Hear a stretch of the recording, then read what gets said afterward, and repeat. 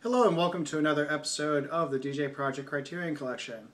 And for this episode we talk about Spine 162, Solaris, directed by Andrei Tarkovsky, 1972. As you can see, this is the 2011 reissue. This is also what's out on Blu-ray. This was an early Criterion purchase, and I did get it when it was first issued in 2002. In fact, right around the time that Steven Soderbergh's directed remake came out. I do appreciate some of the timing that Criterion is able to pull off of when they have certain releases come out. So I think it was quite deliberate on their part, and for good reasons. I mean, why not? And actually, I got this because it was actually recommended to me by someone I knew in high school. In fact, she was my date to the senior prom, and actually I had a good time too. But anyways, she recommended that I get into Andrei Tarkovsky, and said I think you will like him. And yes, she was from Russia herself, so obviously she knew Tarkovsky quite. It was almost expected in some respects. So she said that I think you will like him, and it turns out she was right, and so I'm very grateful to. So Uliana, thank you. So when Solaris came out, I said, okay, I should definitely check this out, and especially since I've heard this gets described as the Russian 2001, which I think it's a very, very unfair comparison to make. Because, well, and in some ways it is an appropriate one, because it is both 2001 and Solaris fall into the soft science fiction category. It's not so much about the hardcore science aspect, where it's about, you get a better understanding of physics or ideas in physics or in chemistry, and also especially space exploration. But this is more dealing with issues of the mind, issues of the soul, it's not so much about the science itself. It's more about bigger ideas. It's more, in other words, the science fiction is more of a means to an end that is different than what the science fiction itself would imply. And so both films do that, and I think in some ways it's kind of unfair to compare the two of them. And interestingly enough, I mean, Tarkovsky did make it as a kind of reaction to 2001. And while he admired what Kubrick did, he also felt like there was no soul, so he wanted to have a different approach. And now the funny thing is that Kubrick did see Solaris, and he did like it. He did appreciate it. So, that's good on him. He's not, for Kubrick, and this is probably another reason why I really like Kubrick, and I think of him as a cinematic father figure, is that for him, he just loved film. He loved and if there was a film that he liked, he would praise it, and he did do that throughout his career. He was not afraid to mention a film that he liked, and he even took it further, that if he got a chance to meet a director or get in touch with a director, he didn't let up the possibility. He took the opportunity to compliment him on the work. He did that with John Borman. He did that with Ridley Scott. He did that with Krzysztof Kieślowski. In fact, he called the Decalogue perhaps the only film of his time where he felt like it could be legitimately called a masterpiece, and I would agree. So Criterion, if you're watching it, please put out Decalogue. Please. any way you can, just do it. I would be tremendously grateful, and I'm already grateful for all that you've done for me personally in the world of cinema. So please work on Decalogue if you can. Please, I would love it. I'm waiting for that. Anyways, but I digress. Big time. So yeah, Solaris. So yeah, Solaris is another one of those films where it's really hard to succinctly describe, and it is a film that you do have to watch a few times in order to get into it. This was a film that I did like pretty much right off the bat. I think I had to get used to some of the pacing of it, and certainly the first time you see a film, you just have to get used to what's there. You don't know what the layout of the film is until you see it from beginning to end. So the first pass, it's always you trying to get used to the story and used to what it's, or you have to get used to the film itself. And there are some films that are easier to get than others. If a film follows a straightforward narrative or follows a particular genre convention, it doesn't take that much to get. The characters are straightforward, the situations are straightforward, everything about it is just all there, and it's just easy to get. This is one of those films, because it's constructed in its own particular way, it does take a while for you to get used to it. This is a film where there is a deliberate pacing. The events unfold a bit more slowly. It's not a straightforward conflict, or the conflict and the drama are not particularly. It's not especially clear and obvious. In fact, there's actually a lot of conflicts that go on. And it also deals with a lot of themes and a lot of ideas, and really it is kind of it is one of those heavy films. And if you're not used to that, you may either just not like it in the end, or it may take you a while. But it is one of those films, and actually I would say Tarkovsky in general. Tarkovsky's films is something that you have to see a couple of times and really let it sink in. And that's where the rewards come through. There was a reason why I was able to talk for quite some time about Andrei Rublev, and actually I probably could have spent more. I could have spent another hour or two talking about Andrei Rublev, because I've seen it several times and I've let it sink in. And the same thing with Solaris. So what is it that I get out of Solaris? I think what I find particularly interesting, or what I find very appealing about Solaris, and then this also extends into what I like about Andrei Tarkovsky in general, is the sense of the spiritual. That this is spiritual science fiction. And I would say 2001 is somewhat like that, but Solaris does it even more so, I think. And this has a lot to do with what Tarkovsky was interested in, and was interested in exploring cinematically. Now again, I must stress, I've not seen all of Tarkovsky's filmography. I've only seen Ivan's Childhood, Andrei Rublev, Solaris, and The Mirror. I have not seen Stalker, Arfet, and no, that's okay. Sorry, I've not seen Stalker, Nostalgia, and The Sacrifice. Arfet is. Oh, I'm sorry. I'm thinking of something completely. I was thinking of Dreyer. Never mind. Yeah, I have not seen those films, and I also haven't seen The Steamroller and the Violin. I have not seen his take on The Killers.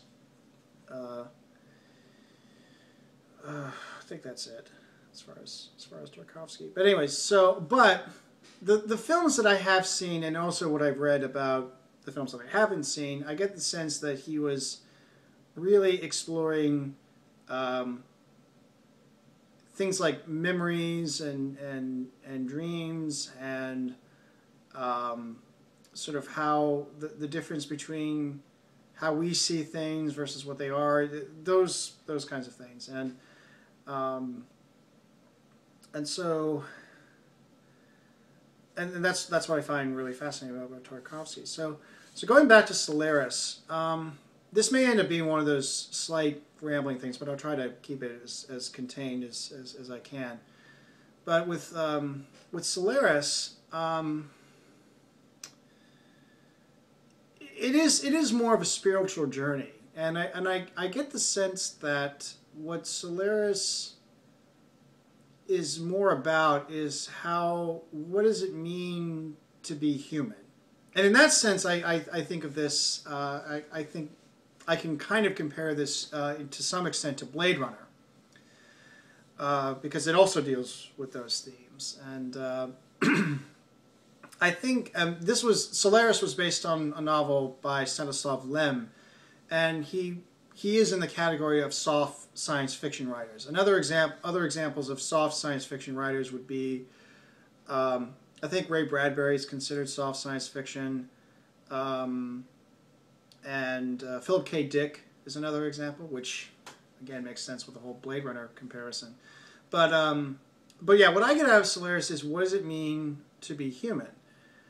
And this is an appropriate comparison because this was actually explicitly stated within the production itself. This is the story of the Little Mermaid in space. So what is Solaris? In a nutshell, Solaris takes place in this undetermined point in the future. Presumably, this is probably a couple of centuries or so into the future. And we reached a point where, although it's not very clear, this is where he got into some trouble with the censors. I mean, that's the other thing that seems to define Tarkovsky. He's always head to head with the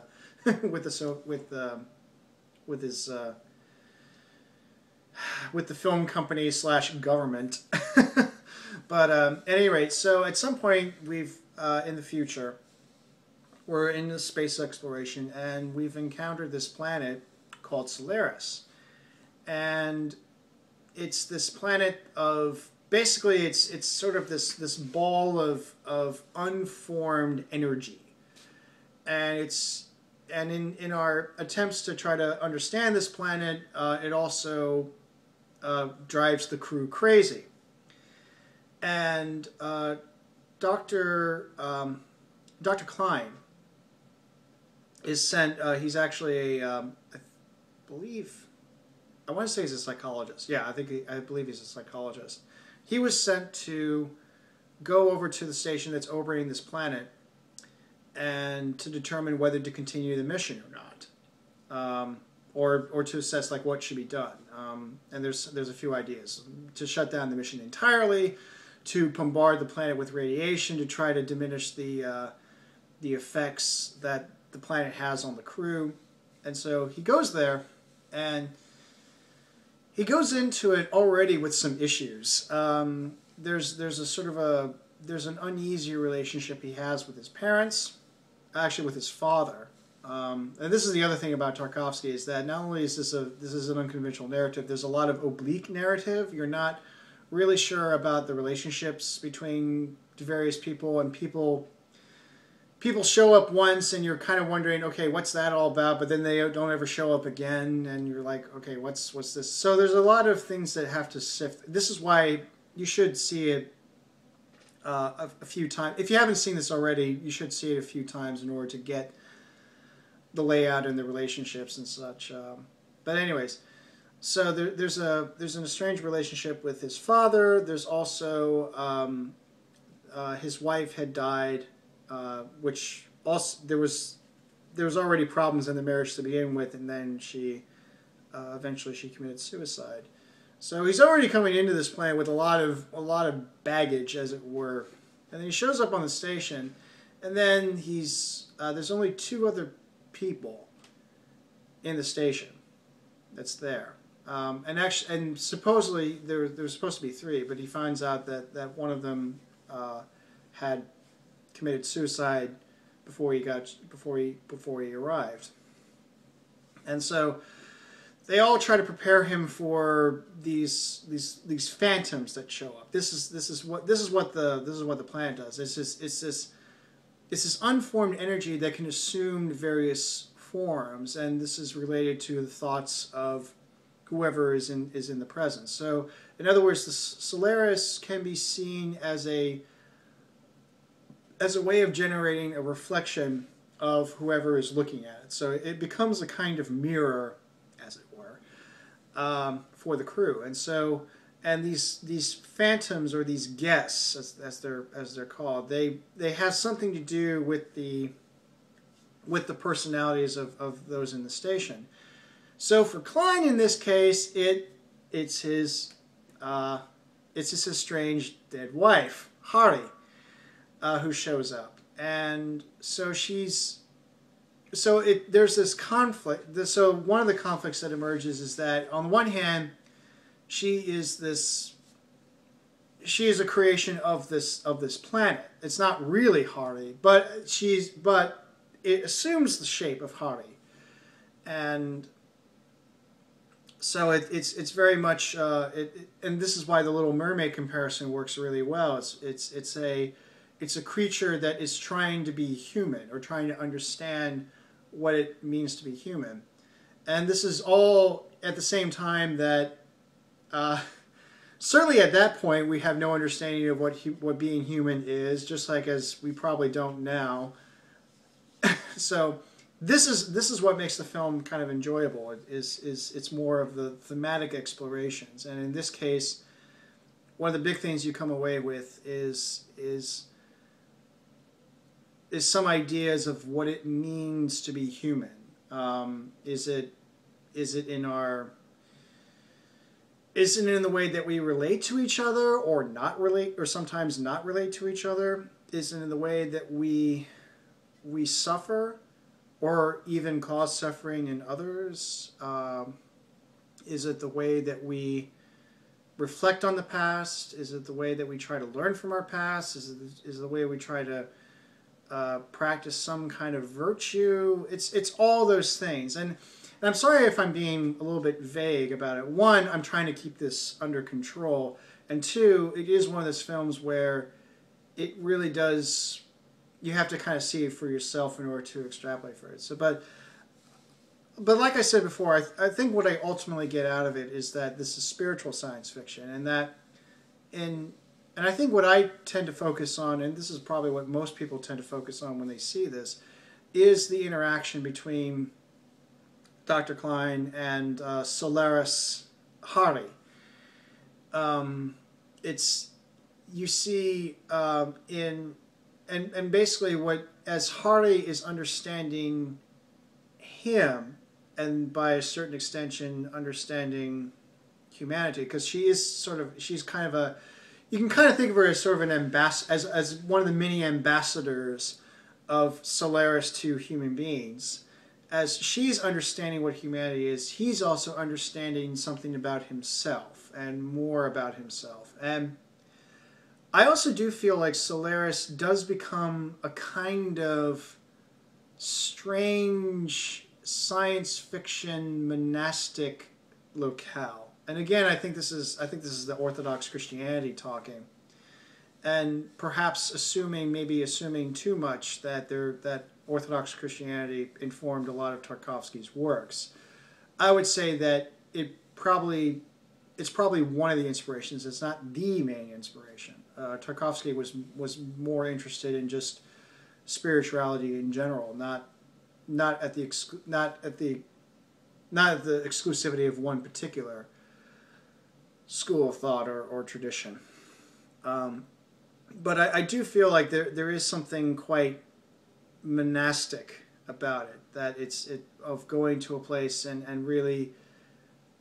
going to a place that almost forces you to look inside yourself, to go that introspective route.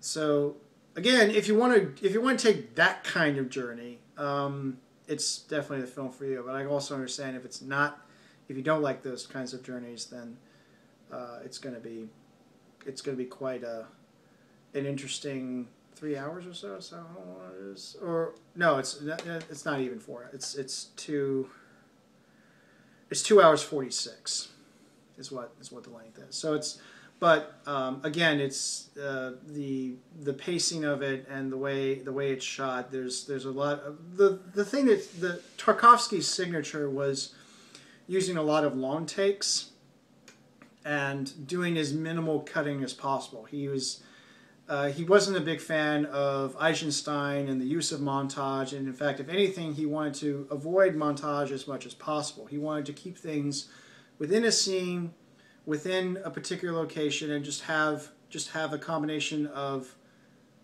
characters moving around in a space and the camera moving at certain times, and that is when you get a feeling of it's partly to get a feeling of time, but also maybe a way of expressing something that doesn't necessarily depend on edits or on montage. So that was what he was exploring, and that's what certainly makes him particularly unique amongst the pantheon of filmmakers. There are plenty of filmmakers that utilize montage, but he was one that utilized a lot of long takes and so on, and lingering shots or shots that move at certain times. The camera has its own life and vitality and such, and it's great to learn that, and that's what I mean when I talk about the possibilities of cinema. That's exactly what I mean. It's not just sticking to one particular set way of doing things. It's trying something else, and by trying something else, you open the palette a bit, and two, you also get a chance to explore some things that maybe you wouldn't explore in this particular way. Montage works with us. I think that montage works on a certain set of circumstances, but it doesn't work with everything. There are times when montage is not useful if you're trying to say something. It's much like with music. There's sometimes when melody is the way that you can convey something, but other times you depend more on harmony, or other times you depend more on rhythm. And I think that cinema is a malleable enough medium that it can allow for different things. So it's not montage that makes the film. It's what parts you use to in your film that helpfully will make it that cohesive whole that will then express something that you wanted to say. So, yeah. I'm sorry to kind of cut this short, but the battery in my phone is about to die. But I think I've said pretty much. I think it's probably there. I'm sure there's much more that I could have said about Solaris, but really it is one of those. It is one of those films where you have to first see it a few times in order to get used to everything, and it is one of those films where you have to let it sink in and then let everything kind of work its magic, and then you can extrapolate whatever meaning you want within the realm of what the film shows you. So, if you are the adventurous type, certainly if you are the science fiction type, and if you are the artsy type, it's definitely worth checking out. It's a great film by a great director, and it's certainly worth viewing. But yeah, that's Solaris. And until next time, take care.